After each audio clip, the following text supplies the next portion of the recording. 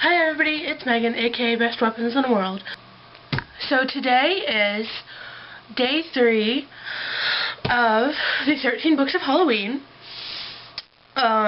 This book that I'm going to be showing you, which is the second book in the vampire section of this, is actually 3 books in one. It's the first 3 books of the Vampire Kisses series. Now, Book 1 is Vampire Kisses, Book 2 is Kissing Coffins, and Book 3 is Vampireville. Now, the reason I have the 3 books in one is because I had all these individually. I still have 2 and 3 individually. The problem is, I let somebody borrow Volume 1, and then they couldn't find it, and they were just like, well, why don't you just go buy a new one? And I was like, that's not the point.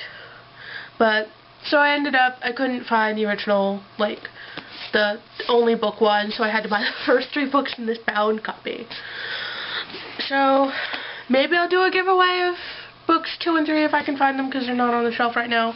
But, so, this book is Vampire Kisses. The main character is a young goth girl named Raven Madison. Hence why I look like this today.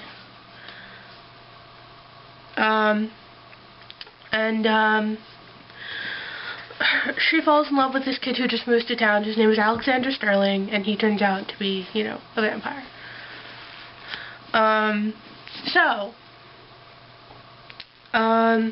Basically, Vampire Kisses is about Raven and Alexander and them trying to be together. Like, this is what the entire series is about. Because book 1 is just, oh, we find out Alexander's a vampire. But, the thing I love most about this book is that Raven is gothic. Like, she's very gothic style and stuff. And I've read a lot of manga in my time, like, and you know, whenever you get the goth kid in a manga, they're gonna be the bad guy, or the goth kid in like a story, they're gonna be the bad kid, and that's so fucked up. Like, some of the nicest people I know are of alternative fashions, and I really like that Raven's just like a nice person, and she's not horrible, and yeah, I mean,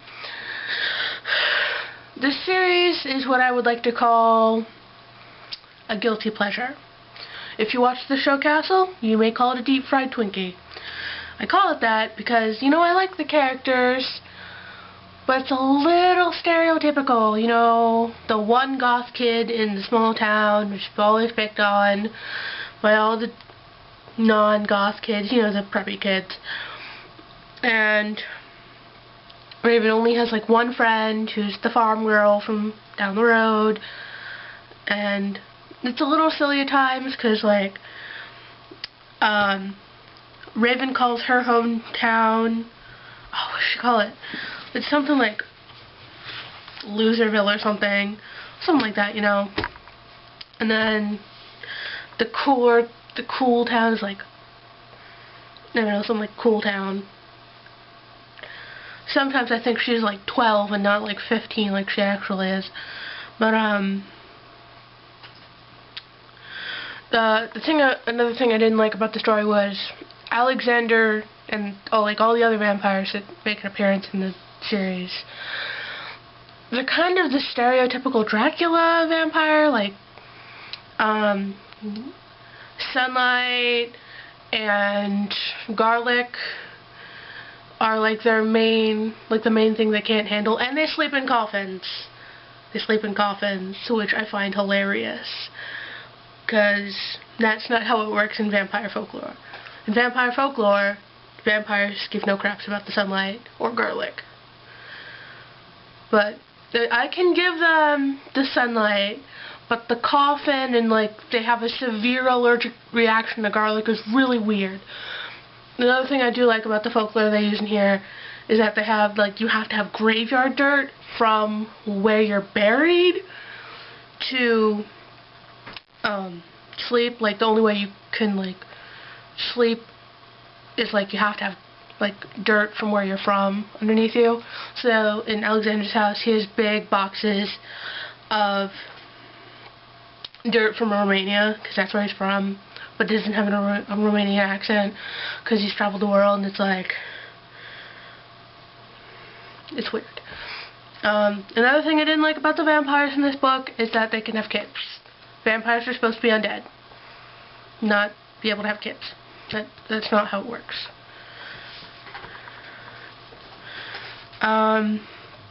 Alexander's parents are weird too. Like, you meet them later on in the series, but his dad's all like, his dad wears a fucking cape, and that's where I have to draw the line. And just, his parents are like the goofy version of Gomez and Morticia. Like, really fucking, like, really, really weird. Like, I like goth things. My sister and her boyfriend are really into, they are alternative fashion. And, you know, I've hung out with their friends who are like that too. They're really awesome. I don't know who Ellen Schreiber used as, like, her inspiration for these characters, but they're weird. Yeah. And series-wise, the plot for every book is more or less the same, just with different characters. Like, there's no bad guy really in the first book. Second book and third book, you really get into a guy named Jagger Maxwell as the bad guy. He ends up having two siblings, Luna and somebody whose name I can't remember, who's very small. Jagger has two different colored eyes, his sister has blue eyes, and his younger brother, Valentine. His younger brother is Valentine, and he has green eyes, because Jagger has one blue and one green, and his twin sister Luna has blue, and his younger brother has green.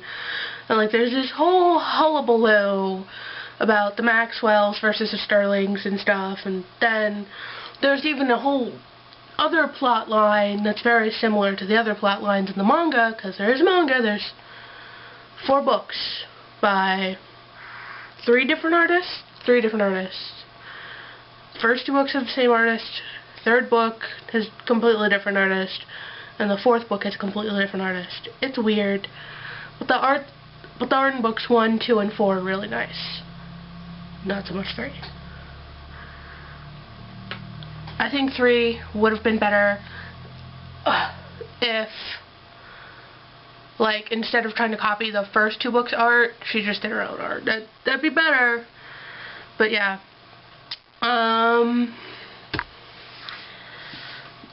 Yeah, the only problem with this book series is that it's kind of stereotypical. Other than that, it's just, you know, it's not going to give you an amazing amount of feels. It's not like the later Shadowhunters Chronicles books. It's not like Holly Black's books. You're not going to have like this, my heart. This is just me like, oh, it's a happy little thing. Do. So yeah, plot-wise and like impact-wise, it's not that strong, but, you know, it's alright. I like it. I read it occasionally. I want more goth characters as main characters. Though I will say another problem with this book series is that it is a town full of white people, and every character is white. Everybody. And it's like, that is not how the world works. Not everybody is pasty as hell. But, yeah. I'd recommend Vampire Kisses if you like vampires but aren't hardcore about vampires. It's good. Oh, and there is one thing I wanted to say about these vampire books I'm reviewing. I am not reviewing Twilight. That is a can of worms I'm not going near. I have read all the Twilight books. I own all the Twilight movies. You know, because when I was in high school I was super about Twilight. Like, I don't read fanfiction. I read Twilight fanfiction. I was hardcore about Twilight. But, you know, that's just a can of worms I don't want to go near, because everyone's like, bah! Bah! Angry fighting. I don't need that in my life. One more thing. If I look like I'm crying during this video, it's because my eyes are evil. So yeah, I'm not actually sobbing over this book.